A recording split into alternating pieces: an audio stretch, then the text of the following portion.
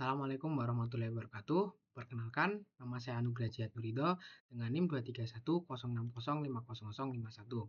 Nah, kali ini saya akan sedikit menjelaskan ya terkait materi yaitu mobile computing. Nggak usah lama-lama lagi, langsung saja saya mulai. Yang pertama ini adalah komputer network 101. Komputer apa sih komputer network itu? Komputer network atau jaringan komputer itu adalah sekumpulan komputer dan juga perangkat lain kayak misalnya printer, router, switch, access point, dan lain sebagainya yang terhubung satu sama lain menggunakan media komunikasi. Bisa berupa kabel, gelombang radio atau wifi, atau bahkan fiber optik gitu. Tujuannya apa? Tujuannya adalah agar perangkat-perangkat tersebut tuh bisa saling bertukar data, berbagi sumber daya, dan juga saling berkomunikasi satu sama lainnya. Contoh sederhananya adalah saat kita akan mengirim file ya dari PC atau laptop ke printer, nah itu juga dapat dibilang itu sudah termasuk dalam jaringan komputer gitu. Lalu yang kemudian berdasarkan cakupan areanya, jaringan komputer itu dibagi menjadi tiga jenis utama. Yang pertama ada local area network atau LAN, lalu yang kedua ada metropolitan area network atau MAN, lalu yang ketiga ada wide area network atau WAN. Nah, yang pertama ini ada local area network ya atau LAN. Cakupannya dia tuh skalanya itu kecil ya, biasanya dalam satu gedung atau area yang bisa dibilang terbatas itu. Contohnya kayak jaringan di ruangan laboratorium, kantor, atau sekolah. Nah, kemudian yang kedua ada Metropolitan Area Network atau MAN. Nah, untuk skalanya sendiri dia itu lebih besar ya daripada yang LAN tadi ya. Tapi ya nggak besar-besar banget. Dia skalanya itu menengah ya. Dia itu mencakup kayak satu kota atau area yang lebih luas itu. Nah, untuk contohnya sendiri dia kayak misalnya jaringan antar kampus atau instansi di satu kota yang sama. Jadi misalnya kayak UIN sama UGM gitu. Nah, mereka mempunyai jaringan yang sama di dalam satu kota yaitu kota Jogja. Itu bisa termasuk dalam MAN gitu. Lalu yang ketiga ada Wide Area Network atau WAN ya. Skalanya itu besar banget ya. Dia bisa mencakup antar kota, negara, atau bahkan seluruh dunia. Contoh paling besarnya sendiri itu adalah eh, internet ya, atau jaringan ya dari gabungan banyaknya LAN dan juga MAN di seluruh dunia. Tuh. Misalnya ada network eh, topologi ya. Jadi untuk network topologi sendiri itu apa sih? Topologi atau topologi jaringan itu adalah cara bagaimana perangkat-perangkat atau node kayak misalnya komputer, printer atau server itu eh, saling terhubung dan juga saling berkomunikasi dalam satu jaringan gitu. Topologi itu juga akan menentukan alur data, efisiensi komunikasi dan apa namanya biaya pembangunan infrastruktur jaringan gitu. Yang pertama, yang pertama di sini ada star topology ya, star yang ini nih. Jadi star topology sendiri itu semua perangkat itu terhubung ke satu perangkat pusat ya. Biasanya berupa switch atau hub yang di tengah ini ya, yang tengah ini dia perangkat pusatnya. Nah, kalau misalnya satu komputer rusak, jaringan lain itu akan tetap bisa berfungsi secara normal. Misalnya komputer ini rusak, ya yang lainnya masih normal-normal aja gitu. Kecuali yang rusak itu adalah perangkat pusatnya yang bisa switch atau hub yang di tengah ini. Maka jaringannya wassalam gitu. Lalu untuk startup topologi sendiri tuh dia mempunyai kelebihan yaitu uh, dia itu mudah dikelola, lalu mudah menambah atau melepas perangkat.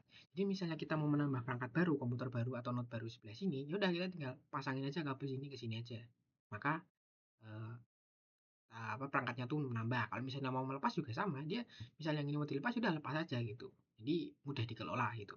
Untuk kekurangannya sendiri untuk startup topologi dia sangat tergantung banget ya dengan yang namanya itu perangkat pusat yang ada di tengah ini. Kalau misalnya perangkat pusatnya yang berupa switch atau HP ini mati, maka jaringan itu akan berhenti total gitu. Lalu yang kedua ada ring topology. Jadi untuk ring topology ini itu setiap komputer itu terhubung ke dua perangkat lainnya. Ini kayak gini ya. Ini terhubung dengan sini dan juga sini. Sehingga nanti pada akhirnya dia akan membentuk sebuah lingkaran kayak gini. Nah, datanya sendiri dia akan apa namanya dikirim satu arah gitu, searah jarum jam ke sini atau berlawanan arah jarum jam. Jadi nanti untuk ketika pengiriman dia akan melewati setiap node sampai mencapai ke tujuannya gitu. Nah, kelebihan dari ring sendiri dia alur datanya teratur gitu karena ya cuman satu arah gitu kan. Nah, jadi dia juga tidak mudah terjadi tabrakan data atau collision data gitulah ya. Untuk kekurangan sendiri sebenarnya dia nggak pertama itu dia nggak aman ya karena kalau misalnya dia mau ngirim dari sini ke sini dia perlu melewati node yang ini atau komputer yang ini bisa dibilang ini man in the middle ya nggak aman gitu lah. Lalu ada kalau misalnya satu node atau kabel putus, node atau kabelnya ini putus, itu maka seluruh jaringan itu bisa terganggu. Misalnya dia mau mengirim dari sini ke sini, nah sini jaringannya rusak, maka dia harus memutar jauh gitu. Lalu yang ketiga ada mesh topology ya. Jadi di mesh topology sendiri itu setiap perangkat itu akan terhubung langsung ke perangkat lainnya kayak gini nih. Nih ya kayak gini nih. Dia end to end gitu. Misalnya ke sini dia punya sendiri, dia ke sini ada sendiri, dia ke sini ada sendiri gitu-gitu. Gitu ya. Jadi untuk apa namanya? Mesh topology sendiri tuh dia apa namanya? Jalurnya tuh banyak banget ya antar perangkat. Kalau misalnya satu jalurnya rusak, dia masih bisa lewat jalur lain. Misalnya dia mau mengirim ke sini, tapi jalur yang sini tuh rusak, dia bisa melewat sini ke sini dulu. Jadi dia menggunakan link juga gitulah. Nah, untuk kelebihannya sendiri dia reliabilitasnya tinggi, koneksinya juga stabil karena end to end tadi, juga sangat aman untuk sistem penting atau file-file penting. Jadi ya karena end to end itu tadi. Lalu kekurangannya sendiri dia biayanya tinggi, lalu pemasangan rumit karena butuh banyak kabel. Kenapa bisa gitu? Karena ya kalau misalnya ya kita mau menambah apa namanya perangkat baru, maka dia harus apa namanya menyambungkan kabel ini ke semua perangkat yang lain dulu. Atau kalau mau melepas ya dia harus melepas satu-satu di semua perangkat yang lain. Gitu. Lalu yang terakhir ada bus topologi ya. Nah, bus topologi ya. Nah, bus topologi sendiri dia uh, apa namanya semua perangkat itu terhubung pada satu kabel utama ya. Satu kabel utama itu yang di apa yang di bawah sini itu, yang di bawah sini. Nah, kemudian data akan dikirim di sepanjang kabel dan diterima oleh perangkat tujuan. Jadi, kalau mau mengirim apa namanya file ya atau mengirim data, dia akan melewati sini gitu. Gitu. Lalu kemudian data itu akan dikirim di sepanjang kabel dan juga diterima oleh perangkat tujuan. Nah, kelebihan dari apa namanya kelebihan dari si bus topologi ini dia itu murah ya dan juga mudah dipasang untuk jaringan kecil ya. Kalau misalnya mau masang Kalau misalnya mau masang, ya dia cuman perlu yang namanya taruh sini terus dia menyambungkan ke kabel yang ada di sini gitu. Nah, eh, kurangannya sendiri kalau misalnya kabel utamanya rusak, seluruh jaringannya itu akan gagal dan juga dia mudah ada ya bisa terjadi tabrakan data atau collision data. Itu.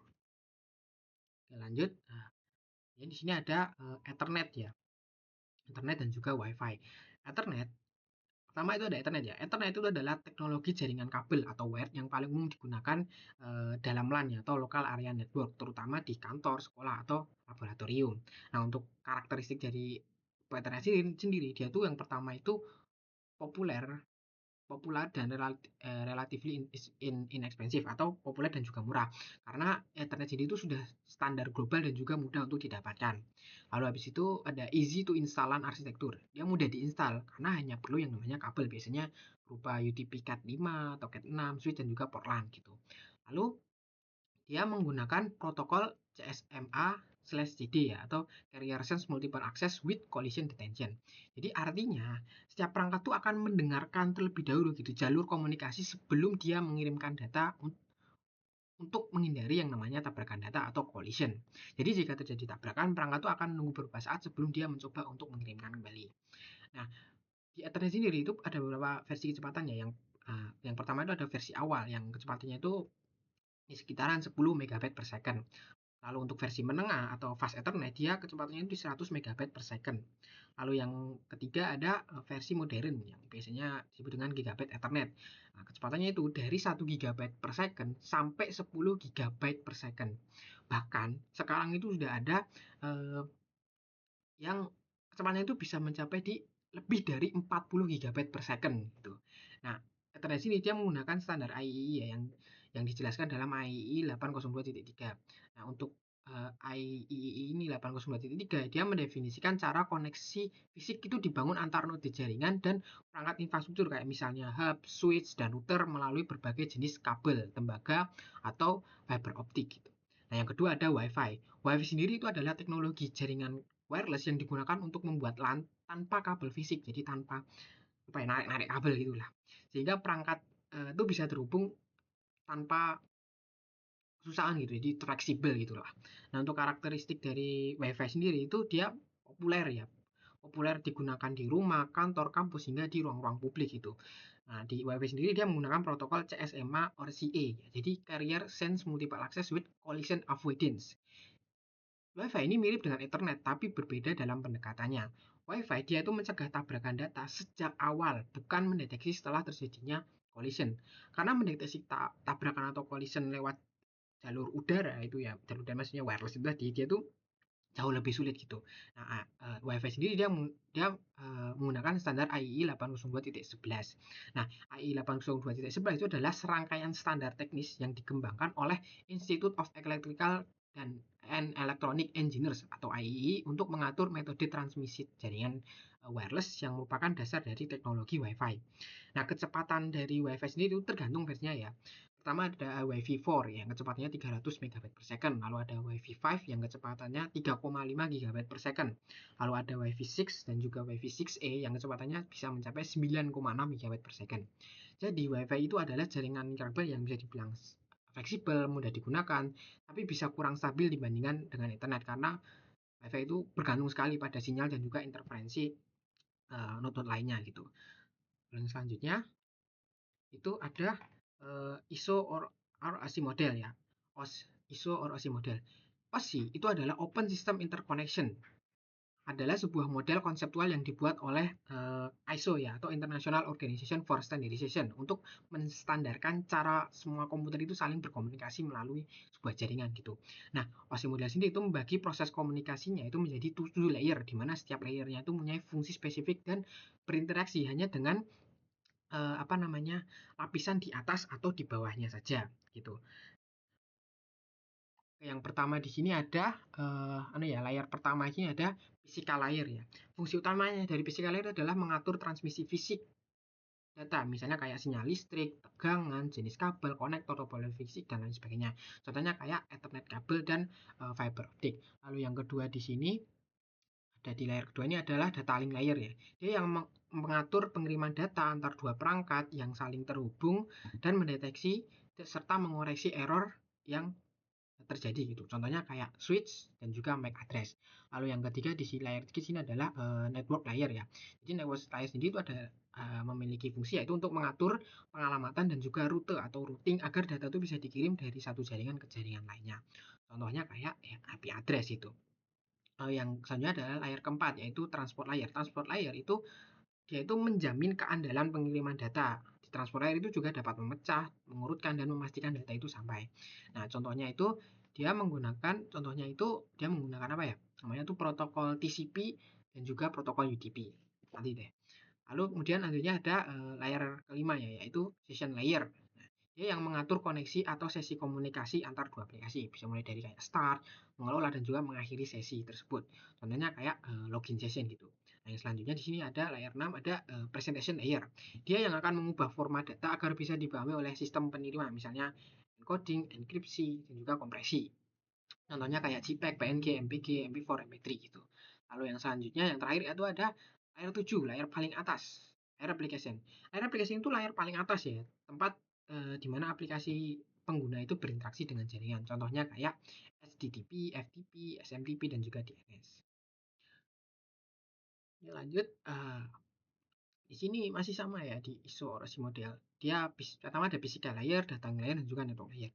Pertama, physical layer itu menangani aspek fisik dari jaringan, seperti misalnya jenis kabel, konektor, sinyal, dan juga panjang kabel. Nah, data di sini itu masih berupa bit-bit biner yang dikirim sebagai sinyal listrik atau optik gitu. Lalu yang kedua ada data link layer. Dia yang memastikan pengiriman data antar perangkat yang terhubung itu berjalan dengan baik dan juga lancar. Nah, layer ini itu mengatur kapan perangkat itu boleh mengirim data agar tidak saling bertabrakan atau collision gitu. Nah, jadi dia juga sekaligus untuk mendeteksi kesalahan atau error yang terjadi. Nah, di data link layer juga itu terdapat yang namanya alamat MAC address ya, atau MAC address saja, alamat address sama aja, yang bersifat unik untuk setiap perangkat jaringan gitu. Yang ketiga itu ada network layer, dia yang mengatur alamat logis menggunakan yang namanya IP address dan juga dia yang menentukan jalur terbaik untuk mengirimkan data ke tujuan. Proses ini bisa disebut dengan routing. Selanjutnya masih sama yaitu ada transport layer, session layer dan juga presentation layer. Transport layer ya itu berfungsi untuk menjamin agar datanya itu dikirim dengan benar, utuh dan sesuai urutan dari pengirim ke penerima. Nah, di layar ini juga itu dia yang mengatur kecepatan transfer, mendeteksi error, dan juga mengontrol aliran data agar tidak terjadi kemacetan atau congestion. Nah, protokol-protokol yang terjadi itu ada UDP dan juga TCP. UDP atau User Datagram Protocol itu connectionless ya, artinya dia tuh langsung mengirim tanpa komunikasi. UDP juga tidak menjamin urutan atau keutuhan data, tapi lebih cepat dan juga efisien. UDP itu cocok untuk video streaming, game online, atau video call. Lalu yang kedua ada TCP atau Transmitter Control Protocol. Dia connection oriented ya, artinya harus ada koneksi terlebih dahulu sebelum dia mengirimkan data. TCP dia tuh menjamin data itu sampai urut dan juga lengkap gitu. Nah, makanya TCP ini cocok untuk aplikasi-aplikasi kayak misalnya web, email, dan juga FTP. Jadi untuk UDP sendiri dia itu intinya itu kalau ngirim paket ya udah kirim aja, lempar aja, udah nggak peduli apakah nyampe atau enggak, dia nggak peduli untuk UDP. Sedangkan kalau TCP dia itu bisa bilang sayang banget atau peduli banget sama paketnya itu ya. Dia di apa ya? Benar-benar dimonitoring sampai paketnya itu harus nyampe gitu. Lalu selanjutnya adalah session layer. Fungsinya dia adalah mengatur dan juga memelihara sesi komunikasi antara dua aplikasi jaringan.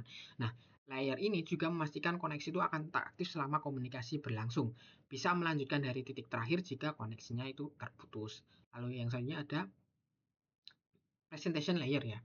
Presentation layer itu berfungsi untuk menangani format data sehingga data dari pengirim itu bisa dipahami oleh penerima walaupun sistem mereka itu berbeda. Jadi misalnya si A itu menginginkan foto JPG ya dengan iPhone mengirim ke si B yang pakai Android.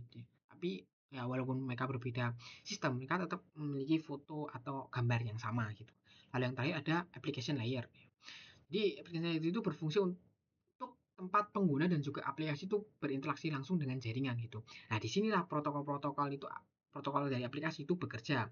Contohnya kayak HTTP, HTTPS untuk web browsing, lalu SMTP, IMAP untuk email, lalu ada FTP, SFTP untuk transfer file, dan lain sebagainya. Jadi tugas utamanya adalah menyediakan interface ya atau antarmuka antara aplikasi pengguna dan juga layanan jaringan di lapisan terbawahnya. Lalu selanjutnya adalah what is IP, Internet Protocol. Jadi Internet Protocol itu bertugas untuk memberikan alamat dan juga mengantarkan paket data dari satu perangkat ke perangkat yang lain di dalam sebuah jaringan, terutama antar jaringan atau inner network. Nah, disinilah dasar dari internet tersebut. Nah, ketika kita mengirimkan data, misalnya pesan, file, atau request web, IP itu akan memecah pesan itu menjadi paket-paket yang lebih kecil gitu. Nah, setiap paket itu akan diberi namanya header ya. Diberi namanya header. Semacam label lah. Semacam label alamat yang nanti itu isinya kayak alamat pengirim, sender address atau source IP, kemudian ada alamat penerima, receiver address atau destination IP. Nah, kemudian setiap router di sepanjang jalur itu akan membaca header-header ini nanti untuk menentukan kemana sih paketnya harus dikirim selanjutnya gitu. Nah, di sisi penerima sendiri, paket-paket tadi itu kemudian akan disusun ulang untuk menjadi pesan yang utuh gitu. Nah, untuk strukturnya itu sederhana ya, kayak gini ya. Ada header, ada data. Header itu berisi informasi seperti alamat pengirim, alamat penerima, lalu versi IP, IP4 atau IP6 dan lain sebagainya. Data sendiri isinya data kita yang dikirim itu, misalnya kayak pesan, file dan lain sebagainya. Lalu apa sih yang dilakukan oleh IP? Yang pertama itu dia addressing ya, atau memberikan alamat unik pada setiap perangkat. Lalu ada routing, dia yang memastikan paket itu sampai ke tujuan melalui rute terbaik. Tapi di IP sendiri itu dia tidak menjamin keutuhan data. Tugas itu dilakukan oleh TCP atau UDP yang di atasnya tadi itu. Internet plus routes ya. Routes ya. Apa sih itu router? Router adalah perangkat yang menghubungkan beberapa jaringan atau network segmen itu menjadi satu sistem yang besar, yaitu internet. Router itu bekerja di layer 3. Layer 3 adalah network layer dari OSI model tadi. Dia menggunakan internet protokol atau IP untuk menentukan kemana sih paket harus dikirim gitu. Jadi setiap router itu memiliki routing table ya, yaitu aturan yang berisi yang pertama ada alamat jaringan tujuan atau network address. Lalu ada jalur terbaiknya kayak network, interface, dan lain sebagainya. Lalu ada biaya yang biasanya itu isinya jarak atau waktu tempuh gitu. Nah, bagaimana router itu tahu mengetahui semua ini gitu? Router itu berkomunikasi dengan router lain, saling berkomunikasi dengan router lain gitu lah untuk bertukar informasi gitu. Yaitu tukar informasi tentang jaringan yang mereka ketahui masing-masing gitu. Proses ini bisa disebut dengan routing protocol ya. Nah, salah satu protokol dasar yang membantu dalam proses itu tadi itu adalah ICMP atau Internet Control Message Protocol yang digunakan untuk mengirim pesan kesalahan atau error, memberitahu tujuan jika tidak dapat dijangkau atau tujuannya itu unreachable itulah. Jadi kenapa router itu tidak mengingat semua alamat di dunia ini saja gitu? Ya karena alamat IP itu 32 bit dan jumlah komputer di dunia itu sangat besar. Jadi IP itu akan dibagi menjadi dua bagian yaitu network address yang menunjukkan jaringan mana, lalu ada host address menunjukkan komputer di dalam jaringan tersebut gitu. Nah, routing di internet sendiri itu bersifat paket switch ya, bukan circuit switch. Artinya setiap paket itu akan dikirim secara independen atau sendiri-sendiri. Kemudian paket yang sama itu bisa melewati rute yang berbeda untuk mencapai satu tujuan yang sama. Nggak kayak telepon atau HP atau yang bisa dibilang circuit switch yang membuat jalur tetap dari awal sampai akhir. Internet itu bekerja kayak kantor pos gitu. Jadi setiap surat itu akan dikirim terpisah, tapi semuanya itu akan berakhir sampai ke tujuan yang sama gitu. Jadinya di sini ada UDP ya, atau User Datagram Protocol. Nah, UDP sendiri itu bekerja di lapisan keempat di dalam OSI model, yaitu transport layer. Nah, kalau di IP sendiri itu data dibungkus dengan yang namanya, kalau di sini tuh dapat disebut dengan namanya IP header. Di UDP itu akan ada tambahan yang namanya itu UDP header ini ya. Jadi nanti formatnya menjadi IP header, UDP header, kemudian data. Nah, bagian IP header itu berisi sama kayak tadi yaitu alamat pengirim, juga alamat penerima. Lalu untuk UDP header sendiri dia tugasnya adalah menambahkan informasi port, yaitu angka yang menentukan aplikasi mana di komputer penerima yang harus memproses data tersebut gitu. Jadi alamat IP sendiri itu dia tuh menunjukkan komputer yang dituju kayak tadi ya. Nah, kemudian ada yang namanya port number ya, menunjukkan aplikasi atau layanan apa yang di komputer tersebut. Contohnya, nah IP di sini tuh kayak 216.58.216.100. Nah, ini adalah IP milik IP milik server Google gitu. Lalu kemudian titik 280 ini adalah port 80 yang digunakan oleh layanan HTTP atau web browser. Sebenarnya angka 80 ini bisa dibilang opsional ya, karena port 80 itu sudah menjadi standar milik HTTP ya. Kemudian fungsi UDP sendiri itu fungsi UDP itu adalah protokol yang sederhana dan juga cepat gitu. Tidak membuat koneksi sebelum mengirim data atau connectionless, tidak menjamin, tapi dia juga tidak menjamin data itu sampai dengan benar gitu. Tapi dia juga apa ya, jelek banget gitu, dia tidak memperbaiki urutan data gitu ya, asal kirim aja gitu. Jadi artinya UDP itu bisa dibilang unreliable ya, paketnya itu bisa hilang, rusak atau tertukar urutan waktu di pengiriman gitu. Namun karena UDP ini lebih cepat dan juga ringan, UDP itu lebih sering digunakan untuk kayak streaming video audio di kayak Switch dan juga Spotify, lalu game online, video call, dan lain sebagainya. Jadi di UDP sendiri itu kecepatan itu lebih penting daripada keakuratan gitu. Lalu selanjutnya adalah TCP atau Transmission Control Protocol. TCP itu bekerja di layer keempat, yaitu transport layer. Jadi dia sama kayak UDP tapi dengan pendekatan yang lebih terstruktur. Nah, kalau di UDP itu dia hanya lempar data, sedangkan TCP dia tuh sayang banget sama datanya. Dia memastikan bahwa semua data itu sampai ke tujuan. No packet loss, tidak ada paket yang hilang. 0% paket loss, nggak ada paket yang hilang, nggak boleh pokoknya intinya. Data itu sampai dalam urut, dan juga data akan sampai dalam urutan yang benar ya. Ini udah delivery. Urutannya udah 1, 2, 3, 4, 5 gitu. Jadi nggak 1, 3, 7 sekian, nggak gitu. Urut gitu. Lalu kemudian tidak akan ada data yang diduplikat. Jadi nggak ada tuh satu kemudian satu pangkat dua satu pangkat tiga, nggak ada, itu 1, 2, 3, 4, 5 pokoknya. Nah, pengiriman itu juga akan menyesuaikan dengan kecepatan jaringan. Kalau misalnya kecepatan jaringannya lambat ya dia juga akan melambat gitu. Nah, karena hal itulah TCP itu digunakan oleh layanan yang membutuhkan keandalan tingkat tinggi ya, misalnya web, HTTPS, email, dan juga file transfer. Nah, sini nggak ada ya. Tapi sama kayak kayak sama kayak UDP ya, TCP itu juga punya header sendiri. Formatnya sama aja, IP header, lalu TCP header, dan juga data. Nah, di dalam TCP header sendiri ya, yang di sini tuh dia ada yang namanya port number, sama port number kayak itu. Lalu kemudian ada sequence number yang untuk menandai urutan setiap paket, dan juga ada yang namanya ACK atau acknowledgement. Bisa dibilang adalah sebuah tanda terima ya, bahwa paket tersebut itu sudah nyampe atau sudah diterima gitu. Kemudian ada in order delivery dan reliability. TCP dia itu akan memastikan urutan data itu tetap sama seperti saat dikirim ya, dengan menggunakan yang namanya sequence number. Jadi setiap paket itu akan diberikan nomor urut. Lalu ada ACK atau acknowledgement. Penerima akan mengirimkan sinyal balik bahwa datanya itu data dengan nomor tertentu sudah diterima gitu. Contoh prosesnya itu adalah kayak gini nih. Misalnya ini ya, ya komputer A itu mau mengirimkan 3 paket ya, paket 1, 2, 3 ke si komputer B.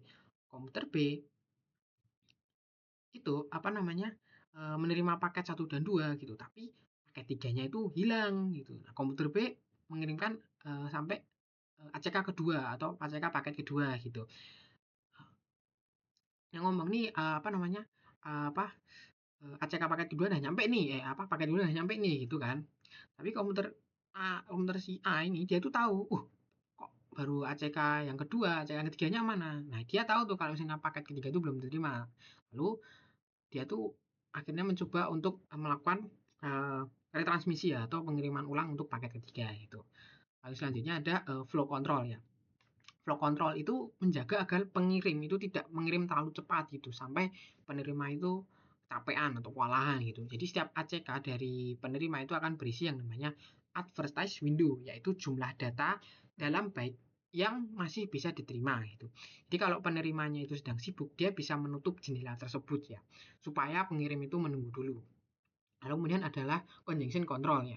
TCP itu juga akan menjaga agar jaringan itu tidak macet gitu, nggak berhenti karena terlalu banyak paket dikirim sekaligus. Kecepatan intinya mengirim paketnya. Jadi caranya TCP sendiri itu adalah dia tidak langsung mengirim banyak data sekaligus, tapi pelan-pelan dia akan menaikkan kecepatannya atau algoritma slow start gitu. Jika ACK-nya mulai hilang, itu bisa dia tuh tahu bahwa paketnya pun hilang atau tersesat gitu. Nah, TCP kemudian mengangkat jaringannya itu padat dan menurunkan kecepatan. Jadi TCP itu akan mengirim itu, dia akan naikkan pelan-pelan. Misalnya pertama kecepatannya itu 20, dia naikin ke 25. Masih lancar lagi, naikin ke 30, lancar lagi, naikin ke 35, masih lancar lagi, naikin ke 40. Oh, waktu 40 ACK-nya nggak hilang tuh, nggak ada. Artinya dia kecepatan. Makanya dia coba untuk turunin ke 35 gitu. Kemudian di sini adalah UDP versus TCP. Pertama adalah TCP atau Transmitter Control Panel, kontrol protokol ya, kontrol panel. TCP itu adalah protokol yang bisa dibilang reliable ya. Dia menjamin bahwa semua data itu akan sampai ke tujuan. Kemudian data juga tiba dalam urutan yang benar, yang tepat. Lalu tidak akan ada data yang duplikat ataupun hilang. Tapi karena proses ini tuh melibatkan kayak pengiriman ACK atau tanda terima, pengaturan flow control sampai ke congestion control, retransmisi kalau ada paket hilang, maka TCP itu bisa dibilang lambat gitu. Tapi jelas TCP itu lebih aman dan juga stabil. Contohnya TCP itu kayak email, web, dan juga transaksi keuangan. Lalu yang selanjutnya ada UDP atau User Datagram Protocol. UDP itu adalah protokol yang ringan atau lightweight dan juga tidak andal ya atau unreliable ya. Dia tidak perlu melakukan koneksi atau connectionless, tidak mengirimkan ACK, tidak melakukan transmisi, pokoknya intinya kirim sekali itu selesai. Nah, tapi karena hal itulah UDP itu jadi lebih cepat gitu, cocok untuk real time communication kayak dimana dia itu sedikit kehilangan data tuh nggak masalah gitu loh. Contohnya kayak streaming video, main game online dan juga video call itu. Nah, ada medium access control ya atau MAC. Apa sih MAC itu? Jadi MAC itu adalah mekanisme pengatur lalu lintas di dalam sebuah jaringan. Lebih tepatnya bagian dari lapisan kedua di OSI layer ya, yaitu data link layer. Fungsinya itu adalah memutuskan kapan dan bagaimana sebuah perangkat itu boleh mengirimkan data melalui media yang sama gitu kayak misalnya kabel, gelombang radio atau WiFi. Nah, sebelum ada itu ada MAC itu masalah yang dihadapi adalah collision atau tabrakan data. Di jaringan kayak misalnya Ethernet bus yang kita sebutkan tadi atau kabel bersama yang satu tadi itu, semua komputer itu akan terhubung ke satu jalur kabel yang sama. Jadi ketika kalau komputer itu merekam data pada waktu yang sama, sinyalnya itu bisa jadi malah bertabrakan atau collision gitu. Nah, akibat dari tabrakan tersebut data itu rusak dan harus dikirim ulang. Lalu dia meningkatkan latensi atau waktu tunggu sehingga menurunkan reliability atau keandalan. Nah, karena itu tadi ya, dibutuhkan yang namanya protokol MAC ya untuk mengatur siapa yang boleh bicara, kapan dan juga bagaimana menghindari tabrakan. Nah, beberapa tujuan utama protokol MAC itu yang pertama itu meningkatkan efisiensi transmisi, yaitu untuk meminimalkan waktu idle dan juga collision. Lalu yang kedua ada menjamin fairness ya atau keadilan. Jadi semua perangkat itu akan mendapatkan kesempatan untuk mengirim paket mereka. Lalu yang ketiga ada menjaga kualitas komunikasi. Jadi TCP itu apa namanya? MAC ini tuh akan memastikan pengirimannya tuh sukses gitu, dan juga delay-nya tuh lebih rendah gitu. Contohnya kayak Ethernet bus ya yang pakai CSMA ORCD ya, atau collision detection ya. Jadi CSMA CD sendiri itu pertama itu carrier sense ya, yaitu perangkatnya itu akan mendengarkan kabel sebelum mengirim itu untuk memastikan bahwa tidak ada yang sedang berbicara. Nah, kemudian multiple access itu adalah banyak perangkat yang bisa mengakses kabel yang sama. Lalu collision detection itu adalah jika dua perangkat ternyata mengirim secara bersamaan, keduanya itu akan berhenti itu. Oh, saya sama dia ngirim sama nih. Oke, aku tak berhenti, dan satu juga akan berhenti gitu. Jadi dia akan menunggu waktu acak lah, waktu acak kembali gitu, atau back off. Lalu mereka akan, kalau misalnya waktu back off-nya habis, maka mereka akan melakukan retransmisi atau pengiriman ulang. Jadi kenapa sih MAC itu penting? Jadi tanpa mekanisme MAC, komunikasi jaringan itu akan kacau gitu. Kayak ibaratnya itu kayak orang-orang yang berteriak bersamaan di dalam satu ruangan gitu. Jadi Max sendiri itu menjamin agar data itu tidak saling tabrakan atau collision, jaringan tetap efisien dan juga adil dalam bagiannya, lalu komunikasi itu bisa berlangsung dengan lancar. Selanjutnya ada simultaneous transmission ya, atau pengiriman bersamaan. Jadi dalam jaringan shared medium ya, atau media bersama kayak misalnya Ethernet bus atau WiFi, semua perangkat itu terhubung ke saluran komunikasi yang sama. Jadi artinya hanya satu perangkat yang seharusnya mengirim data pada satu waktu. Namun jika ada dua atau lebih komputer yang mengirimkan data secara bersamaan, sinyal mereka itu akan bertabrakan di saluran komunikasi tadi. Ya, tabrakan itulah yang menyebabkan ya tabrakan itu collision gitu. Akibat dari tabrakan atau collision tersebut, itu data akan rusak, paketnya harus dikirim ulang, lalu dia efisiensi jaringannya itu akan menurun drastis gitu. Nah, ilustrasi sederhananya itu begini ya. Misalkan ada 3 komputer A, B, dan juga C. Semuanya terhubung ke satu kabel ini, satu kabel gini ya. Nah, A itu sedang mengirim data ke C gitu loh. Nah, B itu juga mulai mengirim ini masih ada. Nah, B itu juga akan mulai mengirim di waktu yang hampir sama kayak gini nih, waktu yang sama. Nah, karena mereka menggunakan jalur kabel yang sama, sinyal A dan B itu kemudian akan bertabrakan gitu. Nih ya, collision, bertabrakan. Akibatnya baik A dan B itu harus melakukan yang namanya back off, lalu melakukan pengiriman ulang gitu. Nah, kemudian masalah ini tadi tuh yang mendorong munculnya medium MAC protocols kayak misalnya CSMA ORCD yang digunakan oleh Ethernet tadi ya, untuk mendeteksi tabrakan dan juga mencoba ulang pengiriman. Lalu ada CSMA CA yaitu WiFi, mencegah tabrakan sebelum melakukan pengiriman. Nah, protokol-protokol tadi itu yang membantu jaringan itu untuk mengurangi kemungkinan collision, meningkatkan efisiensi, dan juga menjaga komunikasi itu tetap lancar. Yang selanjutnya ada smarter approach ya. Jadi kita tadi sudah lihat ya, kalau semua komputer itu bisa saja itu mengirim eh, apa namanya, mengirim paket itu kapan aja tanpa aturan itu, tapi pasti akan terjadi yang namanya collision gitu. Maka muncul ide yang bisa dibilang smarter ya, atau lebih cerdas gitu. Jadi daripada langsung kirim, dengarkan dulu apakah jalur komunikasi sedang dipakai ataukah tidak. Jadi konsepnya adalah listen before you talk. Artinya sebelum mengirim data, perangkat itu akan mendengarkan sinyal di media ya, di media pengiriman kayak misalnya kabel FO atau WiFi, untuk memastikan tidak ada yang sedang mengirim paket gitu. Jika terdeteksi ada sinyal lain, maka kita tuh berhenti dulu gitu, nggak usah kirim, kita diam dulu, nunggu sampai mereka tuh selesai melakukan pengiriman. Nah, kemudian jika tidak ada sinyal atau media pengiriman tadi idle, kosong gitu ya, kita bisa melakukan transmisi atau pengiriman sesuai dengan back off kita gitu. Lalu CSMA ya, atau Carrier Access Multiple Access ya, itu Carrier Access sendiri itu artinya itu mendengarkan sinyal di jalur komunikasi. Multiple Access tadi ya, artinya banyak perangkat berbagi media yang sama. Jadi semua perangkat itu akan berbagi satu media, tapi harus mendengarkan dulu sebelum berbicara gitu. Ilustrasi sederhananya itu ya gini ya. Kita punya 3 komputer ya, A, B, dan juga C, yang berbagi satu kabel yang sama. A itu mendengarkan, A, B, C sebenarnya mereka mendengarkan, tapi mereka punya waktu payoff-nya masing-masing ya. Nah, A itu dapat yang paling kecil, maka dia dengar tuh, oh sepi nih, yaudah saya akan melakukan pengiriman. B sama C ketika melakukan back off, mereka tuh tahu, oh si A itu ternyata jalurnya itu ada yang pakai nih, ya udah mereka berhenti berhenti dulu gitu. Mereka menunggu untuk gilirannya masing-masing. Jadi nanti collision itu akan berkurang drastis karena hanya ada satu komputer yang mengirim pada satu waktu. Itu. Lalu kemudian CSMA or CD ya. Jadi Carrier Sense Multiple Access with Collision Detection ya. Jadi di CSMA versi sebelumnya itu mereka hanya bisa mendengarkan sebelum mengirim gitu. Masalahnya collision itu masih bisa terjadi kalau misalnya dua komputer itu mengirim paket di waktu yang hampir bersamaan. Nah, muncullah yang namanya CSMA CD ini. Dia yang menambahkan kemampuan untuk mendeteksi collision saat sedang mengirim itu.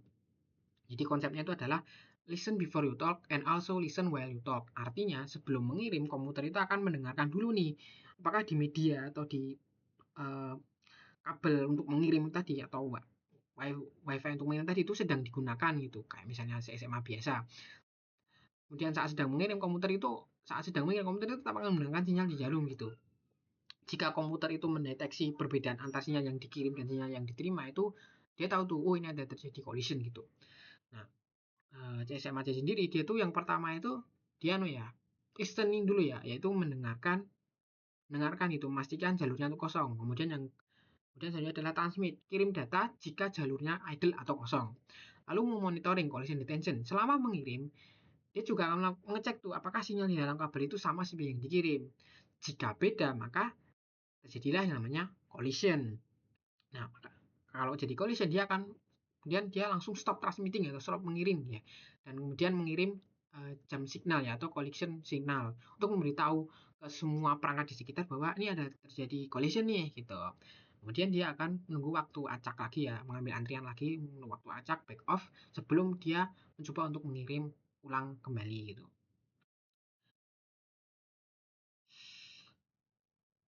Uh, di dalam sistem CSMA atau JDD dia mereka tuh berasumsi ya bahwa sinyal di jalur komunikasi itu bisa didengar sama oleh semua perangkat di sekitar gitu. Nah, dalam kabel Ethernet sendiri atau wired, asumsi ini bisa dibilang benar karena sinyal itu menyebar cepat dan juga sama di seluruh kabel gitu.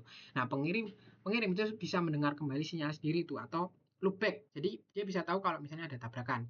Tapi kemudian kenapa CSMA-CD itu tidak bisa dipakai di jaringan wireless atau WiFi?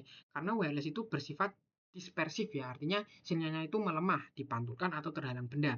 Jadi sinyal yang diterima itu bisa berbeda dari yang dikirim gitu. Jadi lalu yang kedua ada transmitter ya, yang tidak tahu apa yang receiver lihat. Jadi saat perangkat itu sedang mengirim, dia itu tidak bisa mendengarkan gitu sinyal yang masuk di frekuensi yang sama karena sinyalnya sendiri itu jauh lebih kuat gitu.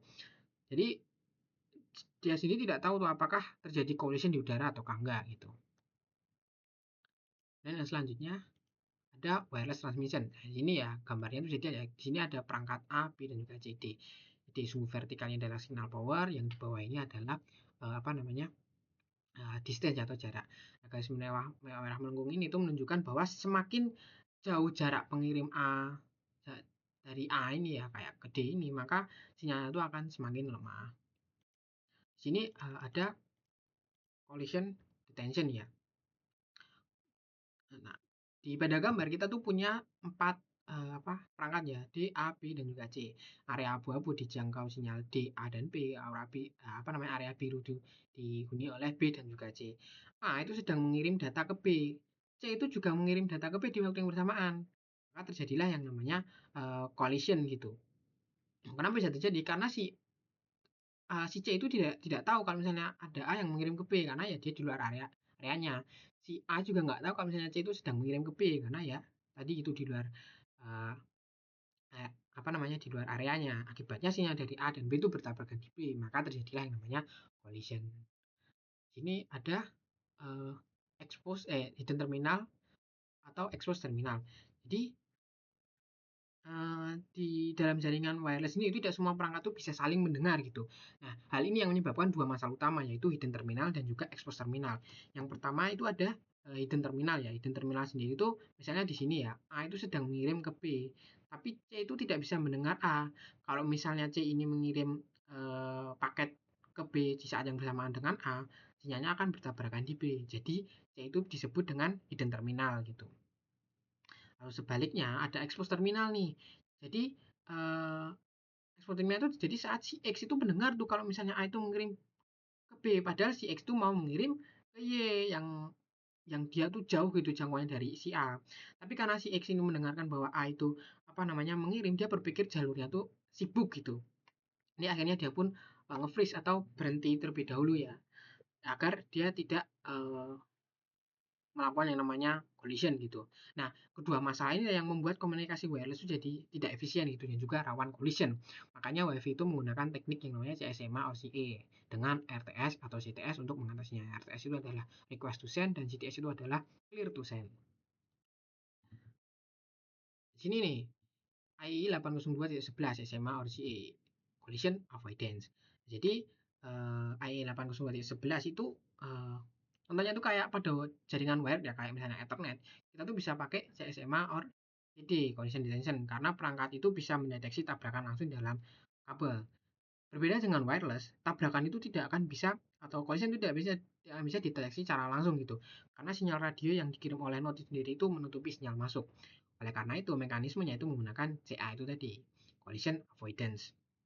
Nah, CA sendiri itu atau Carrier Assessment Intermediate itu node akan mendengarkan jalur pengiriman terlebih dahulu sama yang disebutkan tadi sebelum mengirim itu. Jika jalur pengiriman itu kosong, dia bisa memulai prosedur transmisi atau pengiriman. Jika sibuk, node akan menggunakan menunggu selama waktu acak atau back off timernya. Nah, untuk mencegah tabrakan, collision avoidance itu menggunakan dua sinyal kontrol.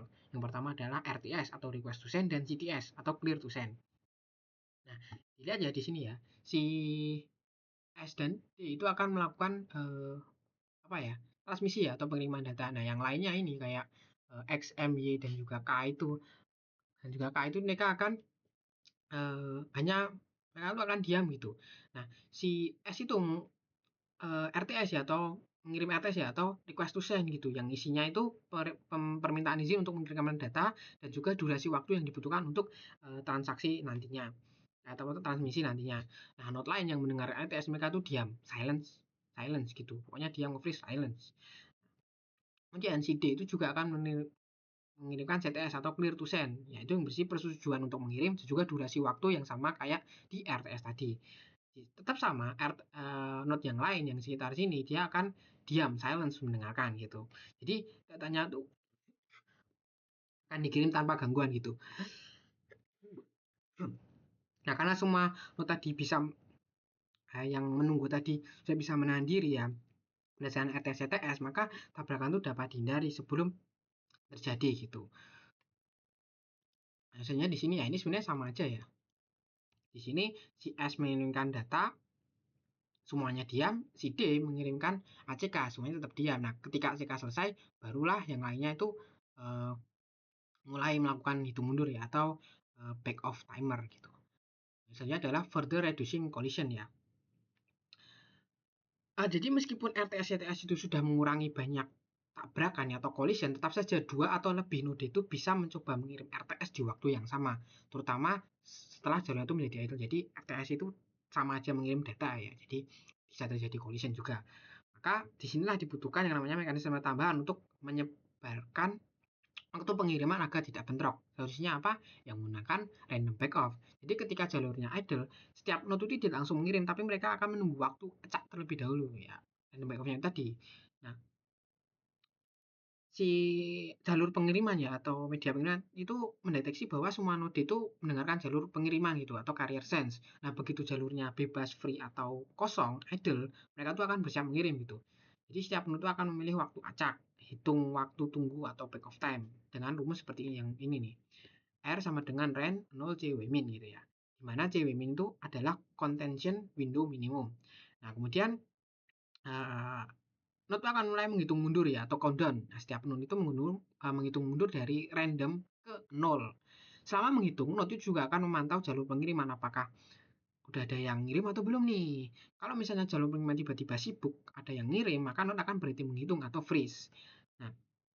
Nah, kalau misalnya ada node lain mulai mengirim, itu countdown-nya akan dihentikan sementara gitu. Countdown-nya akan dilanjutkan lagi setelah jalur pengiriman itu menjadi idle, kosong, free, bebas, dan sebagainya. Node yang mencapai dulu, dia akan ya node yang mencapai 0 lebih dahulu dia akan kemudian mengirimkan namanya RTS. Nah, node yang mencapai 0 terlebih dahulu tadi bisa dibilang dia menang kompetisi ya untuk mengakses jalur pengiriman atau media pengiriman.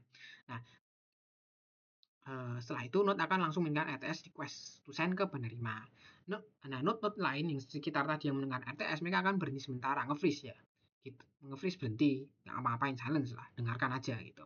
Nah, tujuan dari random packet sendiri adalah untuk mengurangi tabrakan di RTS ya, karena setiap node itu akan menunggu waktu acak random pack off tadi, lalu menjamin fairness atau semua node itu punya kesempatan untuk mengakses jalur pengiriman tadi, lalu menghindari kondisi starvasi, yaitu node yang kalah terus menerus itu dia tetap akan dapat kesempatan karena CW meningkat secara dinamis gitu. Lalu yang selanjutnya sama ya. Nah, setelah node pengirim itu mengirim RTS, penerima akan membalas dengan CTS atau clear to send. Nah, CTS ini juga berisi informasi berapa lama komunikasi akan berlangsung gitu. Dengan kata lain, CTS itu akan memberitahu semua tetangganya kalau jalurnya itu akan dipakai sama aku sama dia nih untuk sekian gitu, sekian detik, misalnya 10 detik gitu. Nah, node tangga tadi yang mendengarkan CTS tadi akan memperbarui waktu mereka untuk diam, free silent gitu. Dengan begitu node lain akan uh, menolak itu tidak akan mengganggu gitu komunikasi yang sedang berjalan itu anteng jadi aman gitu. Nah, setelah mendapatkan CTS, pengirim itu akan mulai mengirimkan data ke si penerima. Nah, setelah datanya diterima dengan baik, si penerima itu akan mengirimkan ACK atau acknowledgement. Nah, ACK itu menandakan data itu diterima tanpa error. Kalau misalnya nggak ada ACK ya berarti datanya hilang, error atau apa collision lah. Nah, semua node di sekitar yang mendengar ACK mereka tahu bahwa komunikasi sudah selesai. Setelah ACK diterima, semua node itu kemudian akan melanjutkan countdown back off mereka yang sempat dibukukan tadi atau sempat nge-freeze tempat berhenti tadi. Nah, si pengirim tadi juga siap untuk melakukan pengiriman berikutnya. Nah, kalau misalnya terjadi masalah kayak collision, misalnya tidak ada CT yang diterima setelah RTS dikirim, berarti terjadi tabrakan di RTS. Kalau misalnya tidak ada ACK setelah data dikirim, berarti terjadi yang namanya tabrakan data atau hilang sinyal atau collision gitu lah. Nah, jadi artinya transmisinya itu gagal gitu. Node menganggap telah terjadi collision dan menyesuaikan nilai back off berikutnya. Nah, untuk mencegah terjadinya tabrakan yang berulang, Wi-Fi itu menggunakan yang namanya binary exponential back off atau BEB. Yang artinya setiap kali terjadi tabrakan, rentang waktu ya acak atau CW itu akan diperlebar sebanyak 2 kali lipat dari sebelumnya. Ya, menggunakan rumus yang ini ya. Yang ini nih. Yang RI ren 0,2 pangkat 1 kali CW min gitu ya. Selanjutnya ada ini rekap ya, rekap CSMA JD versus CSMA CA ya. SMA JD itu Carrier Sense Multiple Access with Collision Detection digunakan pada wired network, contohnya Ethernet. Cara kerja sendiri, node itu akan mendengarkan apakah kabel sedang digunakan atau tidak. Kalau misalnya jalur pengirimannya adil, node itu akan mulai mengirimkan data. Jika dua node mengirimkan data secara bersamaan, itu akan terjadi collision. Nah, kedua node tadi mendeteksi collision tersebut. Setelah itu mereka akan berhenti sejenak, melakukan yang namanya back off atau perhitungan ulang dan akan mencoba mengirimkan paketnya lagi. Nah, masalahnya di jaringan nirkabel atau wireless atau WiFi itu CSMA JD itu tidak dapat diterapkan dengan baik, nggak bisa bekerja dengan baik lah. Jadi tidak semua node itu bisa mendengarkan satu sama lain itu. Contohnya kayak tadi hidden terminal problem. Sinyalnya itu akan cepat melemah. Jadi node tidak tahu apakah tabrakan itu terjadi di udara gitu. Dia nggak tahu itu apakah ada tabrakan di udara atau enggak gitu. Node itu juga tidak bisa mendengarkan sinyalnya sendiri saat mengirim. Artinya tidak bisa tahu apakah terjadi collision saat itu juga. Solusinya, gunakanlah yang namanya CSMA or CA atau Carrier Sense Multiple Access with Collision Avoidance. Bukan mendeteksi tabrakan, tapi menghindarinya sejak awal. Cara kerjanya, node itu akan mendengarkan ya atau carrier sense. Kalau misalnya jalur pengirimannya kosong, dia akan menunggu waktu acak random backup terlebih dahulu. Baru dia akan RTS atau request to send meminta izin ke si penerima. Penerima membalas dengan CTS atau clear to send untuk memberitahu node lain dan juga si penerima. Node lain untuk diam dan juga penerima untuk mengkonfirmasi ini boleh boleh kirim sini gitu. Setelah itu data akan dikirim dan ditutup dengan ACK oleh si penerima. Dengan begitu kemungkinan tabrakan itu akan berkurang drastis atau collision itu berkurang drastis lah. Bahkan di lingkungan dengan banyak perangkat dan juga sinyal yang saling tumpang tindih itu. Ini adalah frekuensi for communication ya.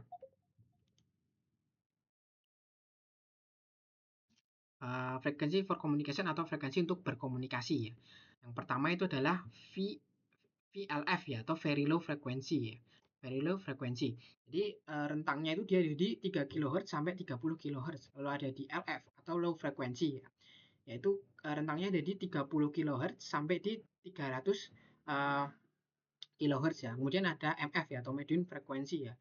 Yaitu kecepatannya di 300 kHz sampai di 3 MHz ya. Kemudian ada HF atau high frequency ya. Frekuensi high frequency dia rentangnya itu di 3 MHz sampai di 30 MHz. Kalau ada VHF ya atau very high frequency, dia rentangnya di 30 MHz sampai di 300 MHz. Lalu kemudian ada UHF atau ultra high frequency yang dia rentangnya itu ada di 300 MHz sampai di 3 GHz. Lalu kemudian ada SHF atau super high frequency, rentangnya itu di 3 GHz sampai 30 GHz. Lalu EHF ya atau extra high frequency, rentangnya itu di 30 GHz sampai di 300 GHz. Lalu kemudian UV atau ultraviolet light, yaitu ada di rentang lebih dari 300 terahertz gitu. Nah, diagram di bawah ini ya, di bawah ini itu menunjukkan jenis media komunikasi yang cocok berdasarkan frekuensinya. Yang pertama ada twisted pair ya, yang berfrekuensi VLF sampai ke HF ya. VL sampai ke HF gitu. Kalau ada coax cable atau coaxial cable yang berfrekuensi LF sampai ke UHF sini. Lalu yang terakhir ada optical transmission ya atau serat optik atau fiber optik lah. Jadi dia berfrekuensi EHF sampai ke UV dan seterusnya gitu.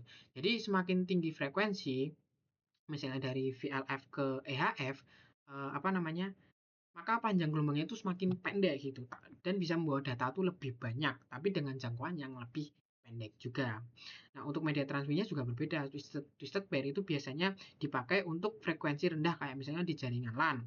Coax cable itu untuk frekuensi menengah kayak misalnya di TV cable dan juga optical transmission ya digunakan untuk frekuensi yang sangat-sangat tinggi. Selanjutnya adalah frekuensi for mobile communication ya. Frekuensi itu sangat menentukan karakteristik sinyal ya pada sistem komunikasi bergerak kayak mobile communication. Jadi semakin rendah frekuensinya, semakin jauh juga jangkauannya. Namun juga semakin kecil kapasitas data yang dapat dikirimkan.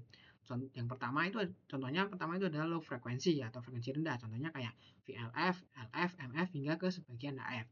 Karakteristiknya dari low frekuensi sendiri yang pertama adalah low data rates ya atau uh, dia tuh hanya dapat membawa sedikit informasi dalam satu waktu gitu. Lalu kemudian travel long distance ya. Jangkauannya itu sangat jauh bahkan bisa antar benua. Lalu ada follow earth surface ya. Jadi gelombangnya dapat mengikuti lengkung bumi, dia nggak nyalur tapi dia bisa melengkung gitu. Lalu penetrate objects and water ya. Jadi dia bisa menembus penghalang kayak bangunan, bukit dan lain sebagainya serta densitas air atau kerapatan air itu contohnya dia itu digunakan dalam komunikasi kapal selam atau submarine communication. Lalu selanjutnya ada high frequency atau frekuensi tinggi. Contohnya kayak UHF, SHF sampai EHF. Karakteristik dari high frequency sendiri itu yang pertama ada high data rates atau mendukung kecepatan data tinggi. Misalnya kayak di Wi-Fi, 4G dan 5G. Lalu ada short distance ya. Jangkauannya itu pendek. Dia membutuhkan lebih banyak stasiun pemancar. Lalu ada strike lines ya. Strike line ini dia sinyalnya tuh merambat dalam garis lurus gitu. Lurus gitu. Lalu selanjutnya ada cannot penetrate objects ya. Artinya dia itu tidak bisa menembus penghalang seperti tembok atau bukit. Bisa disebut dengan line of sight atau LOS ya. Yang selanjutnya ada frequency and regulation. ITUR ya atau International Telecommunication Union Radio Communication itu adalah lembaga dunia yang mengatur penggunaan spektrum ya spektrum frekuensi radio gitu. I2R itu juga yang menyelenggarakan lelang frekuensi baru setelah mengatur pembagian band frekuensi global melalui WRC atau World Radio Center. Jadi I2R itu dia yang menjual frekuensi gitu. Ya, jualan frekuensi lah intinya. Nah, di sini ada yang namanya cellular phone, cordless phone, wireless LAN sampai other area segment. Nah, cellular phone itu digunakan untuk komunikasi seluler kayak misalnya GSM, CDMA sampai ke UMTS atau 3G. Lalu ada cordless phone ya, yaitu telepon rumah wireless dengan jangkauan yang bisa dibilang terbatas. Lalu wireless LAN itu adalah jaringan lokal uh, wireless ya, jaringan lokal wireless atau WiFi pada 2,4 GHz. Lalu yang terakhir ada other RF system yang digunakan untuk berbagai sistem radio kayak misalnya remote control, sensor RFID dan lain sebagainya. Nah, setiap wilayah sendiri kayak misalnya Eropa, Amerika dan juga Jepang itu memiliki alokasi frekuensi yang berbeda gitu untuk sistem komunikasi yang bisa dibilang mirip. Nah, apa namanya standarisasi global itu dilakukan oleh I2R gitu. Namun implementasinya itu diatur oleh pemerintah dari masing-masing negara. Kemudian ada signal propagation range. Nah, dalam komunikasi wireless sendiri, sinyal yang dikirim oleh pengirim atau sender itu tidak berhenti secara tiba-tiba, tapi melemah secara bertahap seiring jarak ya.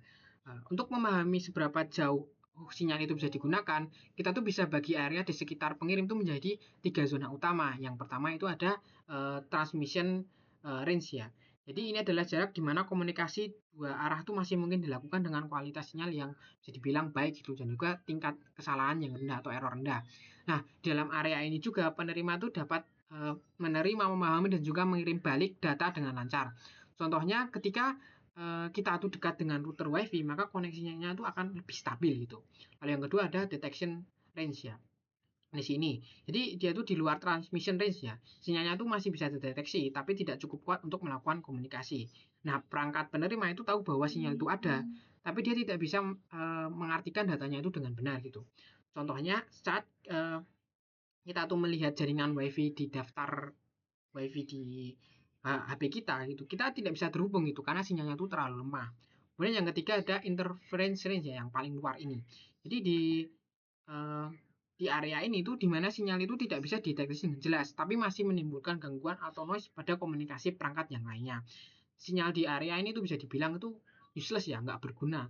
Dan dia juga mengganggu sistem komunikasi yang bekerja di frekuensi yang serupa gitu. Misalnya itu ponsel yang jauh dari WiFi itu bisa membuat interferensi kecil yang mengganggu perangkat lain di dalam sebuah jaringan. Ibaratnya kayak kita sudah sedang berbicara dengan teman kita si A di depan kita. Nah, di kejauhan si B itu juga lagi ngomong gitu.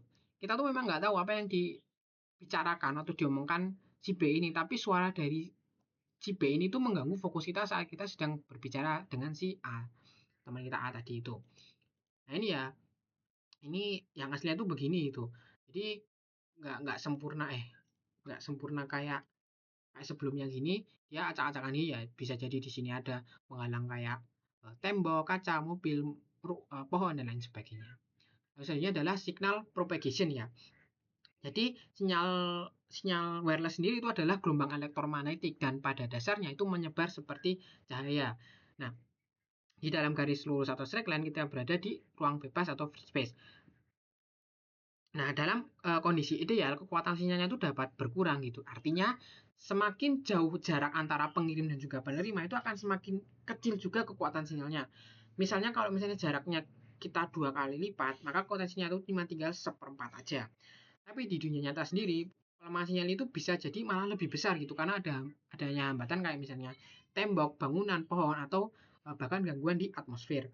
Nah, fenomena melemahnya sinyal ini tuh bisa disebut dengan fat loss atau attenuation ya. Kemudian untuk jenis-jenis propagasi propagasi sinyal sendiri, yang pertama itu ada ground wave ya, kurang dari 2 MHz.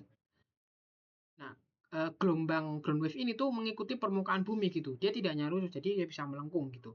Dia bisa menempuh jarak jauh walau frekuensinya itu rendah. Biasanya digunakan untuk komunikasi bawah laut kayak misalnya submarine communication atau komunikasi apa ya, kapal selam gitulah. Dia juga ya aman gitulah. Kemudian ada skywave propagation ya, 2 sampai 30 MHz. Jadi gelombang itu dipantulkan oleh ionosfer ya, lapisan atmosfer bumi yang memantulkan sinyal radio. Si skywave propagation itu dia bisa memantul berkali-kali dan juga menjangkau seluruh dunia gitu.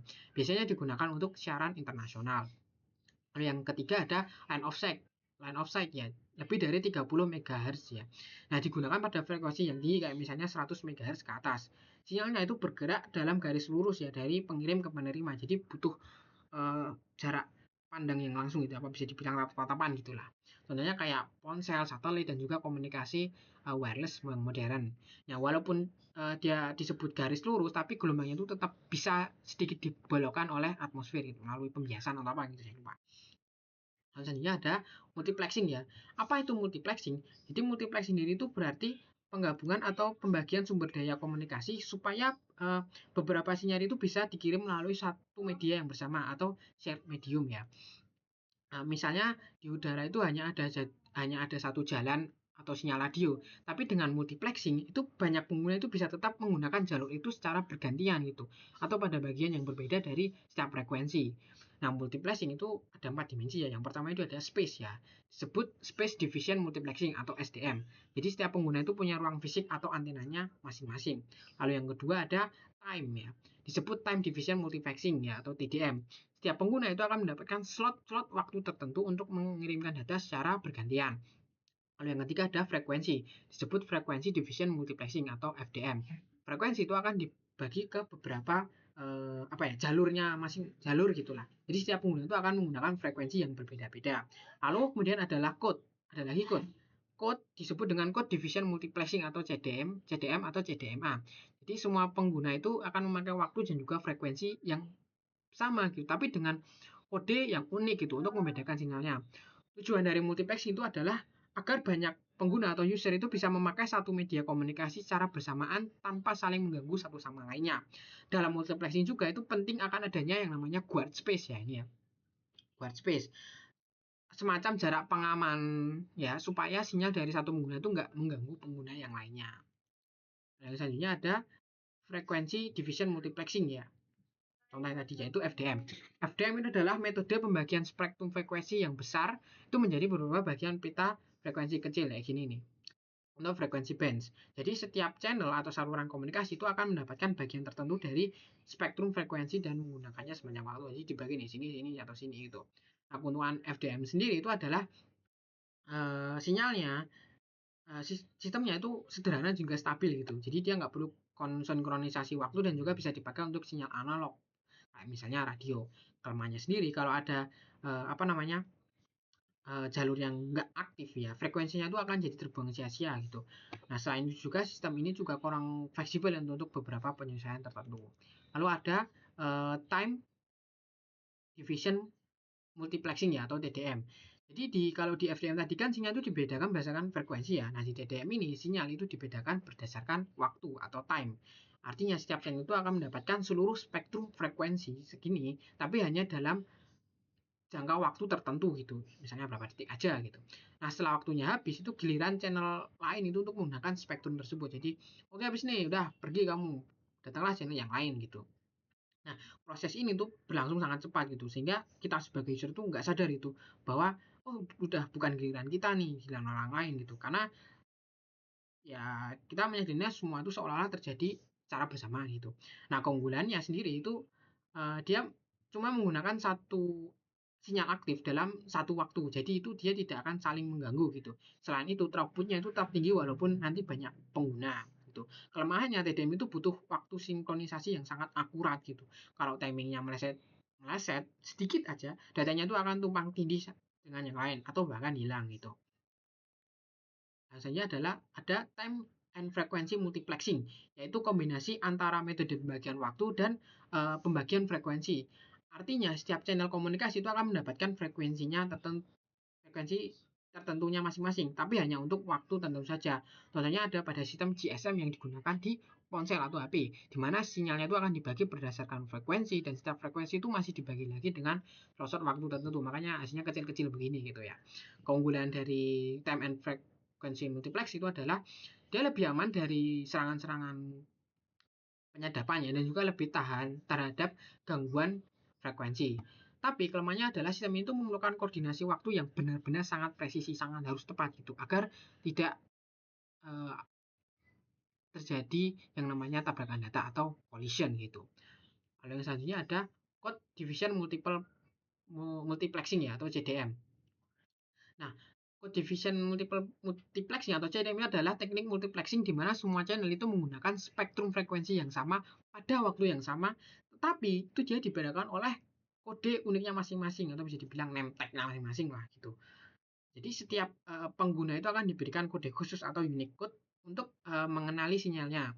Jadi walaupun sinyal-sinyal dari banyak pengguna itu bercampur di udara ya karena wireless tadi, penerima yang memiliki kode yang benar itu akan bisa memisahkan dan mengenali sinyalnya sendiri.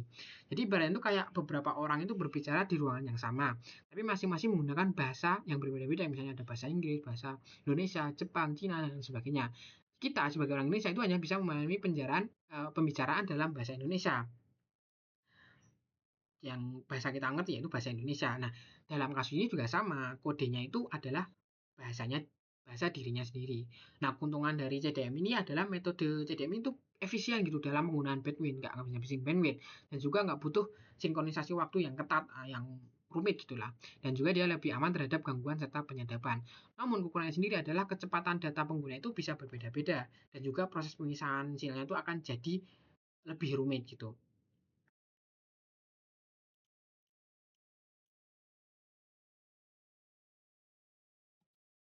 Sini ada masih di tempat yang sama ya, yaitu code division multiple access ya.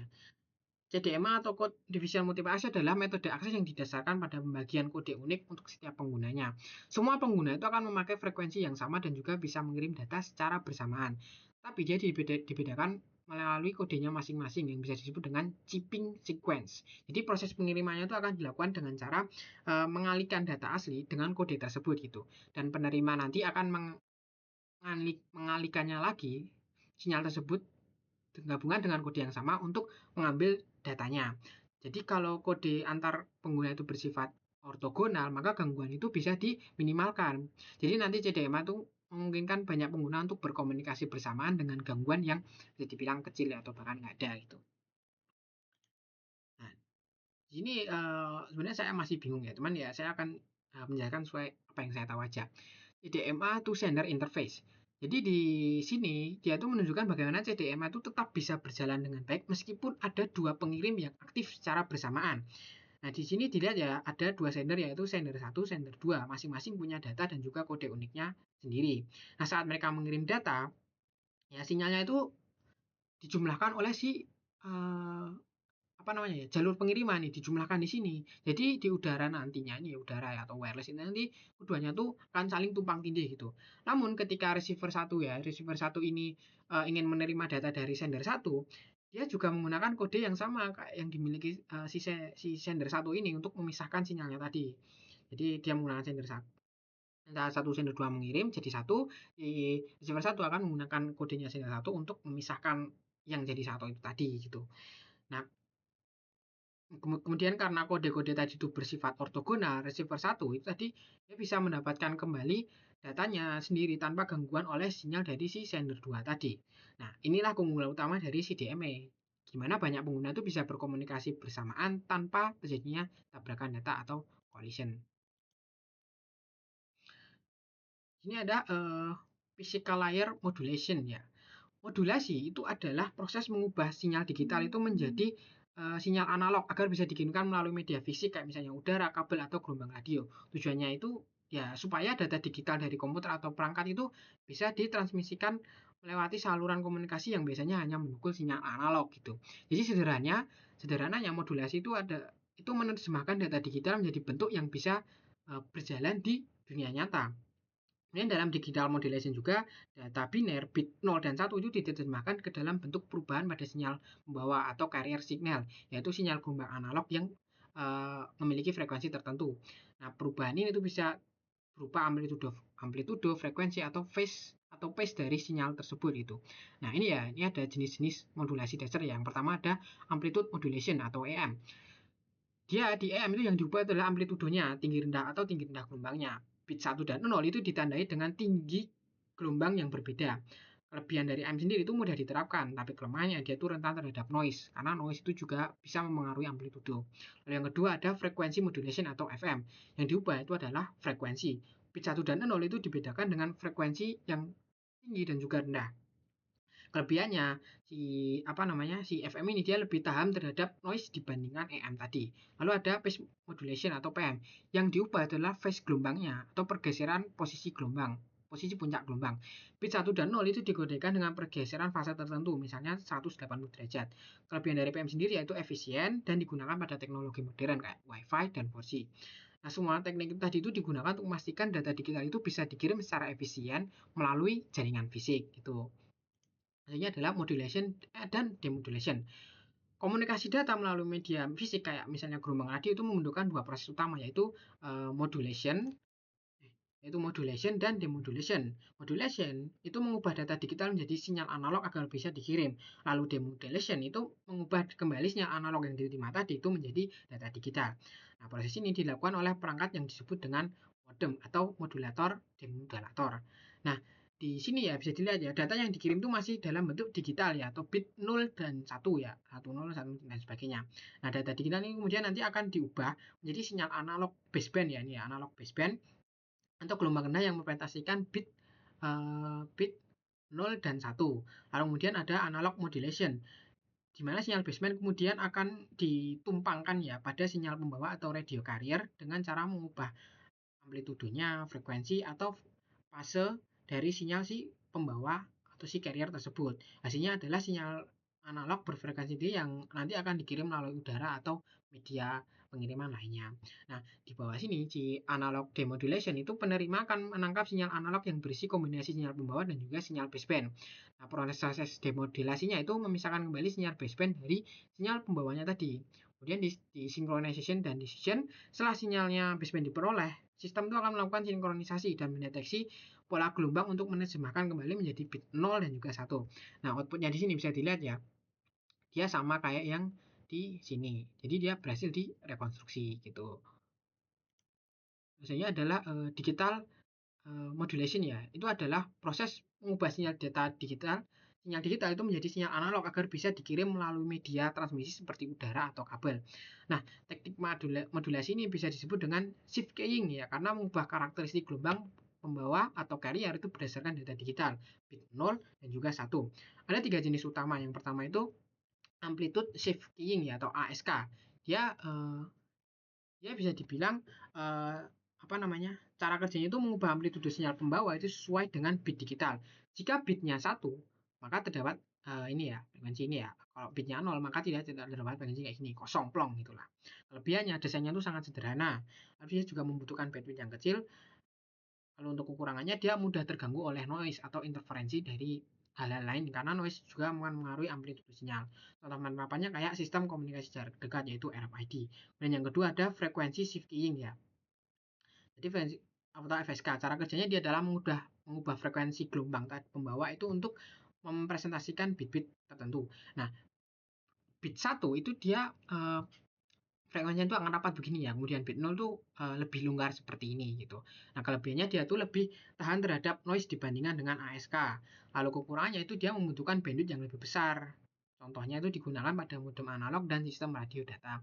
Dan yang terakhir di sini ada passive shifting keying ya, atau PSK. Cara kerjanya sendiri dia mengubah fase sinyal pembawa atau karya tadi itu sesuai dengan bit digital ya.